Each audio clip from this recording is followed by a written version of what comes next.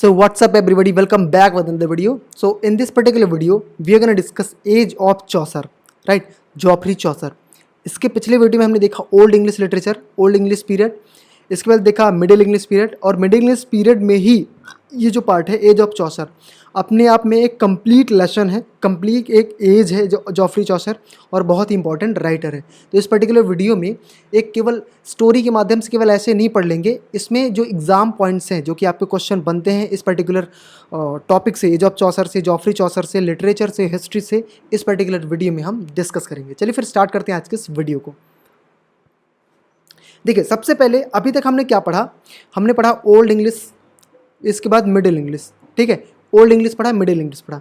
देखो old English पता है कैसे ब्रिटेन की हिस्ट्री पता चली तुम्हें, ओल्ड इंग्लिश वाले वीडियो में बताया है. ठीक है, मिडिल इंग्लिश वाले में बताया कैसे नॉर्मन्स कैसे आए. ठीक है, ये सारी चीज़ें इस पे अपन ने बात की. तो सबसे पहले केल्ट्स थे, फिर केल्ट्स के बाद रोमन्स आए, रोमन्स के बाद जब वो गए तो रोमन्स के बाद फिर एंग्लो सैक्सन्स आए. ठीक है, एंग्लो सैक्सन्स. ठीक है, फिर एंग्लो सैक्सन्स के बाद कैसे नॉर्मन्स आए, है ना, कहाँ से आए थे, फ्रांस से आए थे. तो ये सारी चीज़ें हमने अभी दो वीडियो में बात कर ली. अभी जो क्या हुआ, अब आगे धीरे धीरे जब लिटरेचर फ्लरिश होने लगा, ठीक है, तो उस टाइम पे क्या था, तीन लैंग्वेजेस थी, फ्रेंच थी, लैटिन थी, और एक हो गया वर्नाकुलर मतलब इंग्लिश लैंग्वेज.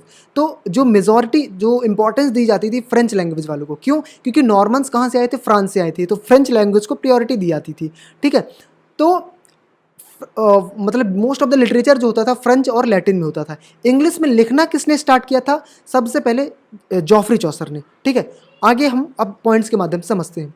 तो जब जो 14th सेंचुरी स्टार्ट हुई, मतलब जब मिडिल इंग्लिश स्टार्ट हुई, तो जो हमें एक चीज़ देखने को मिली थी नॉर्मन्स के आने के बाद, फ्यूडलिज्म. हालांकि मिडिल इंग्लिश में भी ये चीज़ इसके बारे में डिस्कस किया था, लेकिन फ्यूडलिज्म एक इंपॉर्टेंट पार्ट हो जाता है, उसमें मैंने डिटेल से नहीं बताया.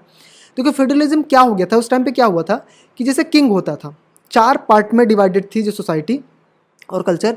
किंग जो होता था उसका मान लो एक लैंड होता था. ठीक है, वो क्या करता था कि इस लैंड का छोटा सा पार्ट क्या करता था, वो दे देता था किसे, नोबल्स को दे देता था, नोबलमैन को. किस लिए? इसके बदले में नोबलमैन क्या करते थे, वो सर्विसेज देते थे, किंग को सर्विस प्रोवाइड करते थे. वैसे ही नोबल क्या करता था, नोबल दे देता था नाइट को, वही कुछ लैंड का पार्ट कुछ दे देता था नाइट को, और वो क्या करते थे, ये इसे सर्विसेज प्रोवाइड करते थे.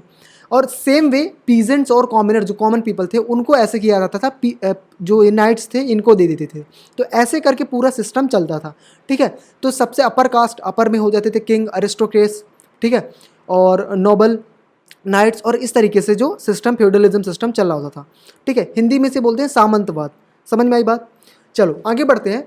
अब इस टाइम पीरियड पे, चौसर के एज पे, मतलब इस 14th सेंचुरी में जो हमें देखने को मिलती है, वो सबसे इम्पॉर्टेंट जो इवेंट हुए हैं वो हैं हिस्टोरिकल इवेंट. 100 ईयर वॉर रहा, ब्लैक डेथ रहा, और पीजेंट रिवॉल्ट. ये बहुत ज़्यादा इसने इम्पैक्ट किया, बहुत ज़्यादा इफेक्ट पड़ा इसका इन सब का, ब्रिटेन पे, इंग्लिश के हिस्ट्री पे, लिटरेचर पे, है ना.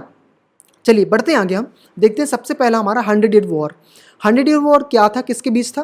तो ये हुआ था फ्रेंच और इंग्लैंड के बीच में, फ्रांस और इंग्लैंड के बीच में. फ्रेंच लैंग्वेज है ना, फ्रांस और इंग्लैंड के बीच में.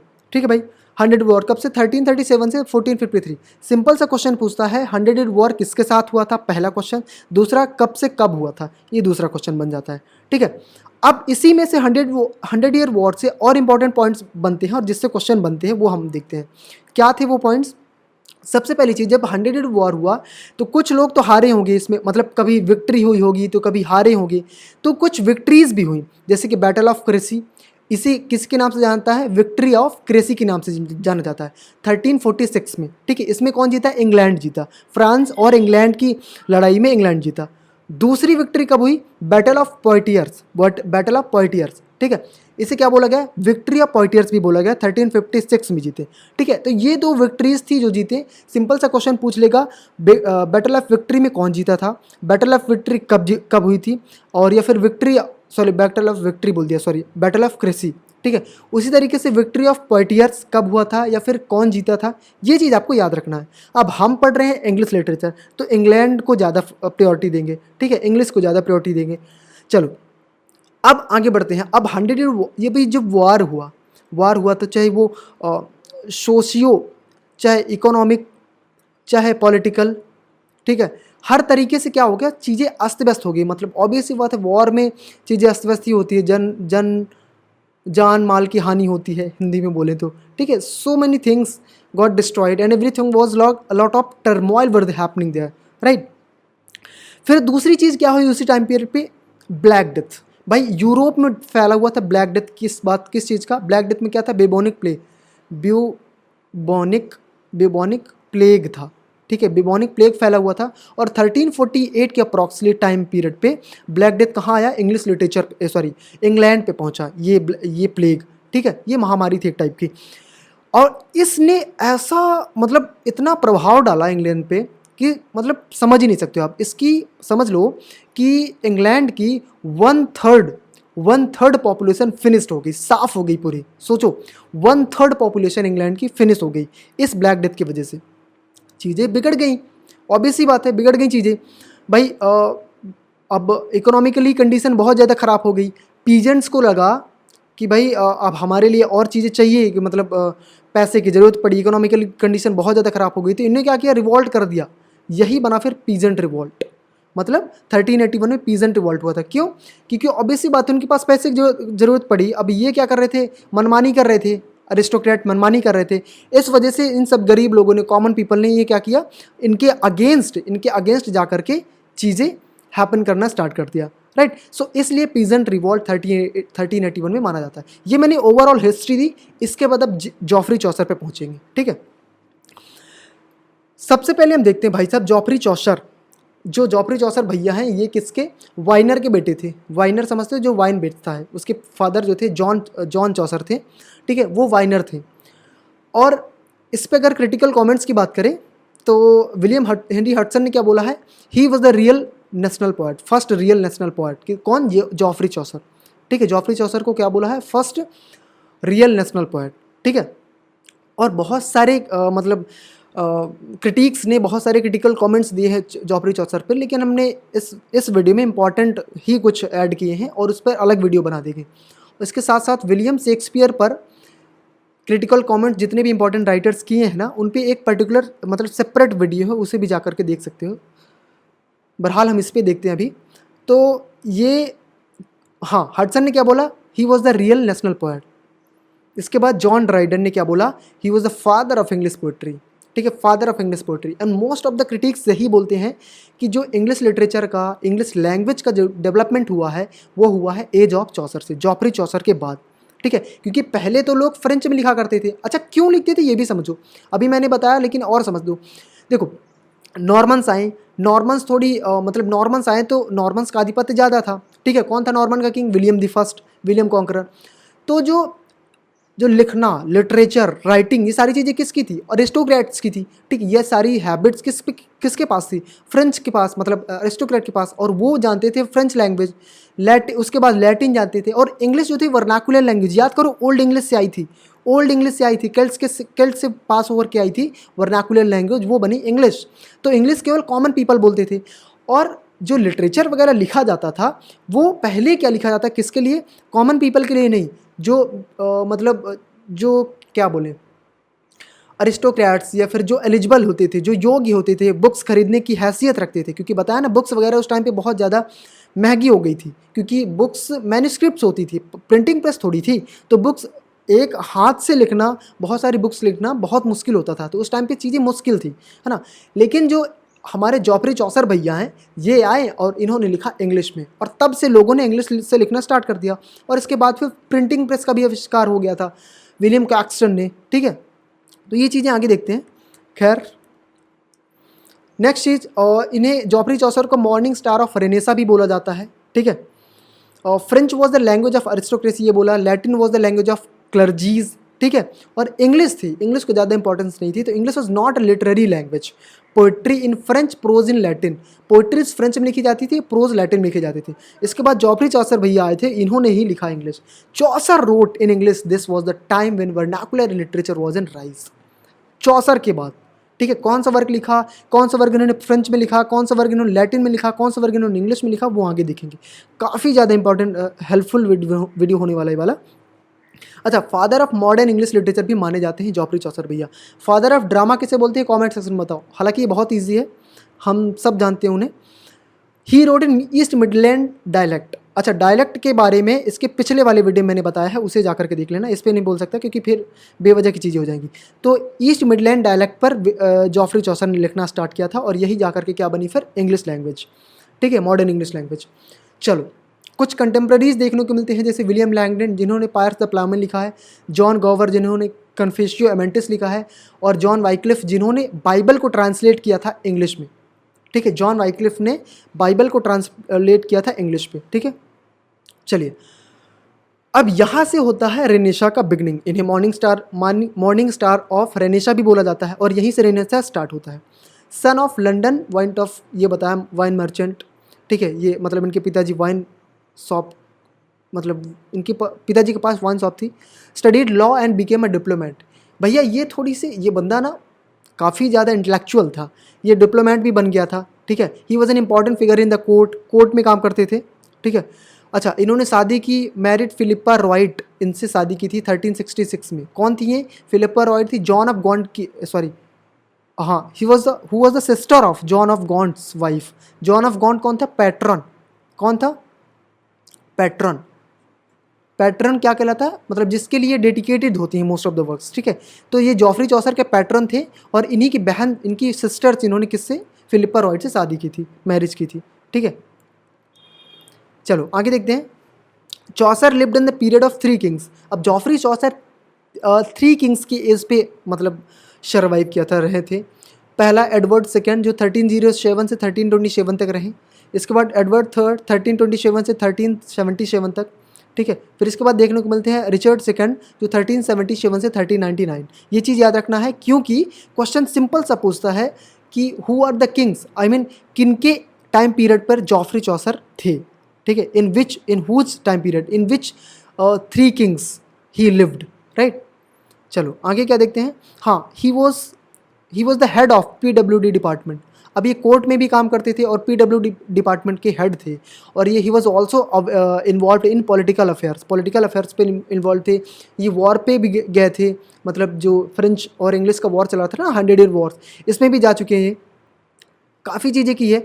ही ट्रैवल्ड अब्रॉड, बाहर जाते थे। इटली गए हैं, ये चीज़ें आगे देखते हैं। इटली गए हैं और फ्रांस गए हैं, स्पेन भी ट्रैवल किया इन्होंने। हाँ, he was in French war in 1356 to 1360। Question पूछेगा जॉफरी चौसर ने फ्रेंच वॉर पे कब पार्टिसिपेट किया था और कब से कब तक रहे थे, तो 1356 से 1360 तक, याद रखिएगा आप, ठीक है। ही ट्रैवल्स टू स्पेन इन 1366 और इसी टाइम पीरियड पे इन्होंने एक वर्क लिखा था जॉन ऑफ गॉन्ट की वाइफ के लिए, बुक ऑफ डचेज, याद होगा अगर तो। हाँ, ट्रैवल्स टू कॉन्टिनेंट फ्रांस। देखो, किसी कॉन्टिनेंट के लिए ट्रैवल किया था इन्होंने ऑन किंग्स सर्विस। किंग ने बोला था, ऐसा बोला जाता है कि प्रोबेबली इट वाज फ्रांस, शायद फ्रांस के लिए था, ठीक है। फिर ये 1372 में कहाँ गए थे? डिप्लोमेटिक मिशन के लिए इटली गए थे। और इसी टाइम पे ये बंदा इटली गया था। इटालियन, याद करो, पेट्रार्क, बोकाशियो, ठीक है, इन सारे राइटर से ये मतलब मिले। पेट्रार्क से मिले, बोकाशियो से मिले, दांते से मिले और इनसे ही इन्फ्लुएंस होकर के कुछ इन्होंने फ्रेंच में या लैटिन में इन्होंने वर्क लिखे हैं, ठीक है। जैसे कि पेट्रार्क कौन है? इटालियन पोएट है, स्टाइल ऑफ मोरालिटी के लिए जाने जाते हैं। बोकाशियो एलिगोरिकल थिंग्स के लिए जाने जाते हैं। सॉरी, दांते के डिवाइन कॉमेडी बहुत फेमस है और इस पर मैंने एक पर्टिकुलर इंपॉर्टेंट वर्क ही लिखा है, वीडियो बनाया है इस पर, ठीक है। दांते के डिवाइन कॉमेडी, मैंने थोड़ी वर्क लिखा दांते पर और दांते के डिवाइन कॉमेडी पर बहुत अच्छे से डिटेल्स डिस्कस किया है एग्जाम पॉइंट्स के साथ, उसे जा करके देख लेना। हाँ, Boccaccio style of writing and short stories के लिए जाने जाते हैं। तो ये चीज़ें आप इंपॉर्टेंट चीज़ें इसे जान लेना, आप मतलब लिख लेना, ठीक है। आगे बढ़ते हैं। 1377 में जैसे बताया थर्ड किंग बने थे रिचर्ड सेकंड, और फिर ये दोबारा से इटली गए थे, 1378 में गए थे, ठीक है। ये तो हो गया मतलब इनका मतलब टाइम पीरियड कैसे रहा, इनका बैकग्राउंड क्या रहा। अब देखते हैं जॉफरी चौसर के वर्क्स क्या क्या थे, कब थे, कैसे थे। देखो, his works were divided into 3 phases, ठीक है। 3 फेजेस में डिवाइडेड थे क्योंकि एक इटालियन हो गया, एक फ्रेंच हो गया और एक इंग्लिश हो गया, ठीक है। सबसे पहला होता फ्रेंच पीरियड, ठीक है। फ्रेंच पीरियड में उन्होंने कौन सा वर्क लिखे हैं? सेकंड वर्क हो गया, सेकंड टाइम पीरियड हो गया इटालियन, फिर इसके बाद इंग्लिश पीरियड, ठीक है, समझ में आई बात। और सबसे पहले फ्रेंच पीरियड में इन्होंने क्या किया था? एक ड्रीम एलिगरी थी, रोमन डीलर रोज, ये फ्रेंच में लिखी गई थी dream allegory, Roman de la Rose. इन्होंने इंग्लिश में ट्रांसलेट किया था Romaunt of the Rose, Romaunt of the Rose, और sorry Romaunt of the Rose में ट्रांसलेट किया था, और इंग्लिश में से क्या बोलते हैं, रोमांस ऑफ द रोज, ठीक है, रोमांस ऑफ द रोज, ठीक है। चलो आगे बढ़ते हैं। सबसे पहला वर्क हमारा हमें देखने को मिलता है जॉफरी चौसर का, द बुक ऑफ डचेस, ठीक है। द बुक ऑफ डचेस कौन क्या चीज़ थी? It was also called the dream of Chaucer. The dream of चौसर मतलब ये ड्रीम एलिगरी है, ओरिजिनल ड्रीम एलिगरी है, खुद की है ड्रीम एलिगरी। और इसके पहले जो बनाया रोमाउंट ऑफ द रोज, ये थी क्या थी, ये ट्रांसलेशन थी, ठीक है, फ्रेंच से ट्रांसलेशन थी। ये ड्रीम एलिगरी थी खुद की। Work was in the French period, ये भी फ्रेंच पीरियड पे लिखा था इन्होंने। और depicts the sorrow of night who lost his wife. अच्छा, किसके बारे में थी ये? So the book of duchess किसकी, जॉन ऑफ गॉन्ट जो थे ना पैटर्न, जॉन ऑफ गॉन्ट, तो इनकी जो वाइफ थी उनकी डेथ हो गई थी। उनकी वाइफ पे एक एलेजाइकल वर्क था ये, उनकी वाइफ की डेथ पे लिखा था, इन्होंने डेडिकेट किया था, ठीक है, Book of Duchess. The knight represents John of Gaunt and his wife Blanche. उनकी वाइफ कौन थी? वाइफ ब्लैंस से, ठीक है। चलो ये था एक वर्क। अब दूसरा देखते हैं, द हाउस ऑफ फेम। फिर दूसरा वर्क इनका है, देखो मैंने इसमें ना क्रोनोलॉजिकली और टाइम पीरियड नहीं लिखा, क्योंकि कोई फिक्स नहीं है कब रिटर्न कब पब्लिश हो, कोई फिक्स नहीं है, जिसमें है उसमें लिख दिया, जिसमें नहीं मिला तो नहीं लिखा। हाँ, हाउस ऑफ द फेम क्या थी? ये एक पैरोडी थी, दांते की डिवाइन कॉमेडी की पैरोडी थी, ठीक है। Chaucer is travelling to the temple of glass, he is dropped by an eagle on to a tower of ice, then to house of fame, ठीक है। हाउस ऑफ फेम में जाता है। House of fame क्या था? वहाँ women थी, ठीक है। अच्छा एक चीज़ समझो, यहाँ क्या लिखा, he is travelling to temple of glass, is dropped by an eagle on the tower of ice. तो ये सारी सीन कहाँ दिखाए गए हैं? दांते की डिवाइन कॉमेडी के इन्फर्नो में। याद करोगे अगर पढ़ा होगा दांते की डिवाइन कॉमेडी की, ठीक है। तो इसी से इन्फ्लुएंस्ड है ये वर्क, ठीक है। इसके बाद fame is women of varying Heights, वहाँ बहुत सारी विमेंस हैं, और इसके बहुत सारी मतलब कई सारी हाइट्स पे बहुत सारे विमेन हैं। ये सारी चीज़ें सीन में दिखाया गया है, इस प्ले में दिखाया गया है, इस वर्क में। From there he goes to house of rumours built of sticks, ठीक है। यहाँ से वो यहाँ जाता है, इस पर्टिकुलर प्लेस पे जाता है। इसके बाद लिटगेट्स, देखो लिटगेट्स जो था, द टेम्पल ऑफ ग्लास, इसी से इन्फ्लुएंस होकर के, ये द हाउस ऑफ फेम से इन्फ्लुएंस होकर के इन्होंने एक वर्क लिखा, द टेम्पल ऑफ ग्लास। किसने? लिटगेट ने। एक और बंदा है अलेक्जेंडर पोप ने द टेम्पल ऑफ फेम लिखा है, इसी से बेस्ड है, याद रखिएगा इसका अलेक्जेंडर पोप का। क्लियर हुई बात? नेक्स्ट देखते हैं, कहाँ गया, हाँ, the parliament of fowls, most famous work, the parliament of fowls. ये क्या है? ड्रीम एलिगरी है ये भी। First work written in 7 line Chaucerian stanza और राइम रॉयल्स। भाई साहब एक इंपॉर्टेंट चीज़ मिल गई यहाँ। सिंपल सी बात है कि सबसे पहले जॉफरी चौसर ने राइम रॉयल्स का या चौसरियन स्टैंजा का यूज़ कहाँ किया है? द पार्लियामेंट ऑफ फाउल्स में, द पार्लियामेंट ऑफ फाउल्स में इसमें यूज़ किया है। अच्छा इसे मतलब 7 लाइन राइम रॉयल्स क्यों बोला गया? चौसरियन स्टैंजा को राइम रॉयल्स क्यों बोला गया? क्यों बताओ? तो एक किंग था, सॉरी जेम्स द फर्स्ट ना, हाँ जेम्स द फर्स्ट ने क्या किंग स्क्वायर करके एक वर्क लिखा था इसी पर्टिकुलर स्टैंजा से, इसलिए इसको नाम दिया गया था राइम रॉयल्स, ठीक है। चलो आगे देखते हैं। It got the name rhyme royals because it was use James the First of Scotland. हाँ, James the First of Scotland ने लिखा था, किंग स्क्वायर करके एक वर्क लिखा था इनने, ठीक है। और ये जो इसकी सेटिंग है कहाँ? Valentine's day and birds are choosing their mates. The parliament of fowls obvious सी बात है, नाम से ही लग रहा है, बर्ड्स के कैरेक्टर्स में बर्ड्स हैं, और वैलेंटाइंस डे की सेटिंग रखी गई है, और सब अपने अपने पार्टनर्स चूज़ कर रहे हैं, ये सारी चीज़ें हैं। 3 male eagles want to choose the same female eagle. ये कहानी है भैया इसकी, ठीक है। औरतों के पीछे सब पागल है औरतों के पीछे तो पूरी दुनिया ही पागल है। देख लो ट्रोजन वार हुआ किसके लिए? औरतों के पीछे सॉरी मतलब just because of a women. कौन थी वो? हेलेन, ठीक है। महाभारत हुआ, सॉरी रामायण हुआ किस लिए? रामायण या महाभारत है ना, किस वजह से हुआ? इसी वजह से, ठीक है। तो बहुत सारी चीज़ें भैया कुछ नहीं बोल सकते इन सारी चीज़ों में। ट्रायलस एंड क्रेसीड, ठीक है। ट्रायलस एंड क्रेसीड एक वर्क था, finished poem in Chaucerian stanza. ये थी चौसरियन स्टैंजा में finished poem, Troilus and Criseyde, modelled on Boccaccio's Filostrato. तो ये किससे इन्फ्लुएंस थी? बोकेसियो के फिलिस्टोटो से, ठीक है। पैरामेंट फाउल वो sorry the house of the fame किससे मैच कर रही थी? दांते की डिवाइन कॉमेडी से, ठीक है। अबाउट फिकल, अच्छा इसमें एक इंपॉर्टेंट चीज़ आपको देखने मिलेगी, इसमें अबाउट फिकल्ड माइंडेड विमेन, मतलब डिसलॉयल विमेन क्रेसिडा के बारे में इसमें डिस्क्रिप्शन है, ठीक है। वो चीट्स ऑन हर हस्बैंड ट्राइलस, ठीक है, जो अपने हस्बैंड को चीट करती है। और इसी को लेकर के वहाँ की जो औरतें थी, इंग्लैंड की औरतें थी, जो विमेन थी, बहुत ज़्यादा डिसरिस्पेक्ट, मतलब बहुत ज़्यादा कह सकते हो बहुत ज़्यादा इससे वो हो गई थी, परेशान हो गई थी, बहुत ज़्यादा डिफेक्ट किया था इन सारी चीज़ों से, मतलब नफरत करने लगी थी। तो इस चीज़ को लेकर के जॉफरी चौसर ने एक और वर्क लिखा जिसमें उसने वेमेन की अच्छी क्वालिटीज़ बताई, ठीक है। क्या थी वो? हालांकि ये स्टोरी ट्रोजन वार पर बेस्ड है। ये चीज़ें अगर डिस्क्रिप्टिव चाहिए तो अलग से प्ले देख लेना आप, साइनिकल मेजेस्टिक।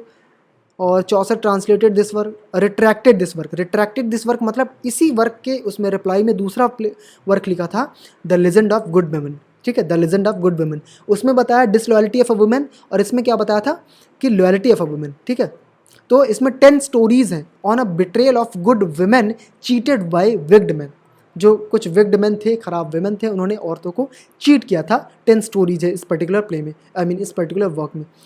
ये पहले नोट है, इसे बोला गया, work retracting a former argument made by the writer presents women as a virtuous. हाँ, मतलब वुमेन के बारे में अच्छी क्वालिटी बताई है।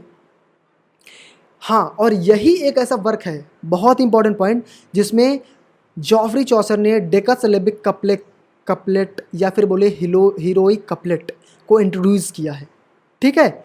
डेकासिलेबिक कपलेट या फिर बोले हीरोइक कपलेट। अच्छा, इस पर कपलेट यानी कि स्टैंजा, और चाहे वो अभी पिछले वाली स्लाइड में बात किया राइम रॉयल्स, इन सब पर मैंने स्टैंजा पर मैंने ऑलरेडी वीडियो बना रखी है, स्टैंजा पर, जिसमें सारे स्टैंजाज डिस्क्राइब किए हैं डिटेल से, अच्छे से देखें, जिससे कि आपको कोई भी दिक्कत ना हो एग्जाम में। वो जाकर के देख लेना, उसका वीडियो डिस्क्रिप्शन बॉक्स या आई बटन पर भी लिंक मिल जाएगा। खैर, लौटते हैं हम अपनी टॉपिक पे, ठीक है। इसने डेकासिलेबिक या हीरोइक कपलेट को इंट्रोड्यूस किया था इसमें। अब आता है भैया जॉफरी चौसर का मास्टरपीस वर्क, ठीक है। इसे थोड़ी सी अच्छे से देखेंगे डिटेल से। मास्टरपीस वर्क क्या था? Canterbury tales, the Canterbury tales, ठीक है। सो ये कैसा था? So this was established, the work establish realism and with numerous renaissance feature. इसमें मिलते हैं रेनेसा के फीचर, इसमें मिलते हैं इंग्लिश की क्वालिटी, ठीक है, लिटरेचर का establishment, flourishment. Written it was planned to write 120 tales. इसमें 120 टेल्स लिखने की प्लानिंग थी, क्योंकि क्या है, कैंटरबरी टेल्स क्या है, सब जा रहे हैं एक जगह, जा रहे हैं, क्या कहाँ जा रहे हैं? श्राइन ऑफ किसकी श्राइन थी वो? सेंट बैकेट, बताओ, सेंट बैकेट की। तो इसमें प्लान हुआ था कि 120 टेल्स बोली जाएंगी सभी पिलग्रिम से। 30 पिलग्रिम्स थे, ठीक है, 30 pilgrims including Chaucer had to tell 4 tales. मतलब चौसर खुद था उसमें, और अपने को मिला करके बोल रहा था 30 पिलग्रिम्स, और अगर चौसर को इंक्लूड ना करें तो टोटल 28 पिलग्रिम्स थे। और एक था नरेटर, सॉरी, हाँ नरेटर बोलेंगे ना, होस्ट बोलेंगे, सॉरी, होस्ट कौन था? हैरी बेली, ठीक है। और नेक्स्ट बंदा था जो चौसर हिमसेल्फ, ठीक है। तो कुल मिलाकर के 28, 29, 30, 30 पीपल थे, 30 पिलग्रिम्स थे। अब प्लान क्या था कि हर बंदे को 4 टेल्स बतानी है, 2 जाते हुए और 2 आते हुए, मतलब श्राइन में जाते हुए वहाँ 2 बतानी है और 2 आते हुए बतानी है। तो टोटल 4 टेल्स बतानी थी, ठीक है। अब डीप कैरेक्टराइजेशन ऑफ 29 पिलग्रिम्स के बारे में डीप कैरेक्टराइजेशन बताया है किसमें? प्रोलॉग टू कैंटरबरी टेल्स में, ठीक है। मतलब डीप अच्छे से बताया एकदम डिस्क्रिप्शन से। जो journey from Tabard into shrine of Saint Thomas Becket है, ठीक है। तो ये क्या है? एक जर्नी है टाबार्ड इन, एक जगह है टाबार्ड इन जहाँ सब इकट्ठे होते हैं, और इसके बाद ये जा रहे होते हैं श्राइन ऑफ सेंट थॉमस। और इसके बाद एक रिवार्ड होता है कि सब टाबार्ड इन में आएंगे और उनको सपर दिया जाएगा, नाइट मतलब डिनर दिया जाएगा लौटने के बाद, ठीक है। जो अच्छी से अच्छी टेल सुनाएगा, सबसे अच्छी टेल सुनाएगा, ऐसा कुछ सीन था। ह्यूमर एंड सटार का है, रियलिस्टिक पोर्ट्रेयल ऑफ कैरेक्टर्स है by using the theory of physiognomy. That means इसमें एक रियलिस्टिक पोर्ट्रेयल है उस टाइम के इंग्लैंड में कैसे लोग रहते थे, किस किस टाइप के पीपल रहते थे, उनका एक रियलिस्टिक पोर्ट्रेयल इस पर्टिकुलर वर्क में दिखाया गया है। और कैसे कैसे कैरेक्टर्स उनके हो सकते हैं, कैसे लोग दिखते थे, उनके आचरण कैसे होते थे, मतलब। और मोस्टली चीज़ इसमें ये दिखाई गई है कि मोस्ट ऑफ द थिंग्स इसमें रिलेशनशिप्स को कवर किए गए हैं, मतलब मैरिटल रिलेशनशिप्स को दिखाया गया मोस्ट ऑफ द टेल्स में कैंटरबरी की, जॉफरी चौसर की। अच्छा, 23 पिलग्रिम्स से 24 स्टोरीज़। अब टोटल इसमें कितनी स्टोरीज़ होती हैं? हालांकि प्लान्ड थी इतनी, ठीक है, लेकिन होती कितनी हैं कितनी? 24 स्टोरीज़ हैं, क्यों? और वो भी कितने सुनाते हैं? 23 पिलग्रिम सुनाते हैं। क्यों? क्योंकि जो चौसर था, चौसर खुद भी तो सुनाता है, चौसर खुद भी सुनाता है और वो 2 स्टोरी सुनाता है। कौन सी स्टोरी थी? Tale of Sir Thopas and tale of Melibeus, ये 2 थी, सर थॉपस और मिलीबियस, ये प्रोज टेल हैं, याद रखना, ठीक है। ये कौन सुनाता है? जॉफ्री चौसर हिमसेल्फ, ठीक है। और 24 टोटल हो गई, 23 जो पिलग्रिम्स थे टोटल, उन्होंने मतलब 23 पिलग्रिम्स ने टेल सुनाया था। क्यों सुनाया था? इतनी ही क्यों है? 120 की प्लानिंग थी, क्योंकि ये तब तक जॉफ्री चौसर की डेथ हो जाती है और ये पूरा का पूरा वर्क अनफिनिश्ड माना जाता है, ठीक है। ये भी क्वेश्चन बन जाएगा, फिनिश्ड है कि अनफिनिश्ड, तो ये कैंटरबरी टेल्स अनफिनिश्ड वर्क है, ठीक है। और एक चीज़, नाइट्स की टेल फर्स्ट टेल मानी जाती है, नाइट की टेल फर्स्ट टेल मानी जाती है। इस पर डिटेल्ड डिस्क्रिप्शन जॉफ्री चौसर के इस कैंटरबरी टेल्स के लिए अलग से वर्क बनाना पड़ेगा, इसके टेल्स का अलग से वर्क बनाना पड़ेगा, इस पर वीडियो बनी है, उस पर जा करके देख लेना, ठीक है। हाँ, पार्सन की टेल जो है लास्ट टेल मानी जाती है। पूछ लिया था कि लास्ट टेल कौन है कैंटरबरी टेल्स की, तो पार्सन की टेल फर्स्ट टेल है, नाइट की टेल, ठीक है। सो this was all about the video. और इसमें ये क्वेश्चंस हैं जो कि आपको कमेंट सेक्शन में बताने हैं। Who are the pilgrims going to why are the pilgrims going to Canterbury, Canterbury pilgrims क्यों जा रहे हैं, और ये पिलग्रिम्स कहाँ रुकते हैं, ठीक है। और दूसरी, कितनी स्टोरीज प्लान्ड थी बताने के लिए, ठीक है, टेल बताने के लिए, कितनी टेल्स बताने के लिए प्लान था। So this was all about the video. I hope if you like the video. If you like the video, please hit the like button and do subscribe for more updates.